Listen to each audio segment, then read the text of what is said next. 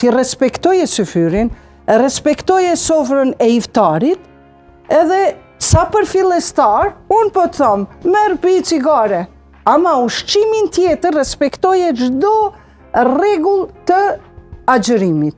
Qose të pijet edhe birë, merë edhe birën pije, masi po thu s'po mundesh. Mirë po, pa e provu, mos thuj s'po mundesh. Ky agjërim nuk është, nuk mundem me thonë që është i papranuar, se dihet rregullat e agjërimit. Po për ata që thonë vetës s'po mundem për shkak cigares, për shkak alkoolit, le ta provojnë, e ta respektojnë, le të solidarizohen me anëtarët e tjerë të familjes në sofrën e syfyrit, në sofrën e iftarit, keni me pa që kanë me mund. Ku është efekti pastaj nëse pen një birë, një cigare? Shiko. Se te po e pe larga prej ushqimit e ujit ma të shëndetshme? Vetëm cigaren edhe birën. Edhe birën, le ta pinë, dikush e pinë cigaren, dikush jo, e ta pina i jo, toksike. Dietë toksike.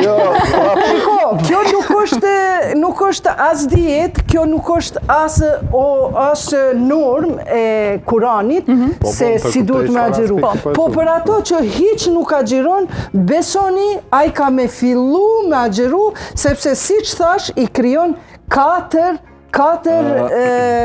shprehit mira.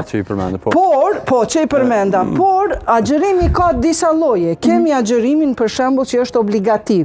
Kemi agjerimin për shembull kefare, që i thojnë ai agjerimi që është në dëshkim.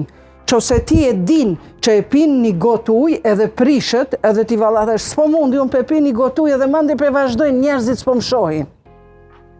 Kjo është 60 ditë për një ditë.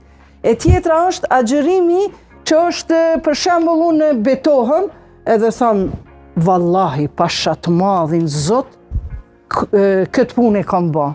Nuk e kam ba. A në realitet unë e kam ba. Pra, betimi i rrejshëm është 3 ditë agjerim.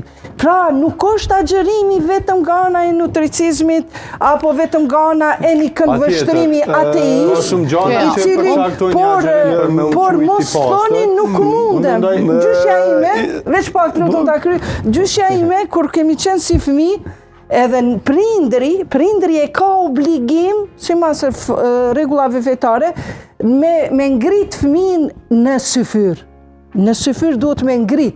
Pastaj, sa hanaj, dhe gjyshja na thoi, a diçka me gjyshën, mjafton që ti e ngrit në syfyr, e deri sa të mundesh provoje. Po nuk është... E çfarë moshe, zonë e grave, çfarë moshe? 8-9 vjeçare, nuk është problem, sa herë dojnë ata. Por kjo është një filozofi, gjyshja na thoi hajtë si ju kepim, edhe ti zotni, mos thoj bes po mundem, ngritu bre në mëngjes, mos e kall cigaren, mos e pi birën, mos ato, deri në 12, apo mundesh.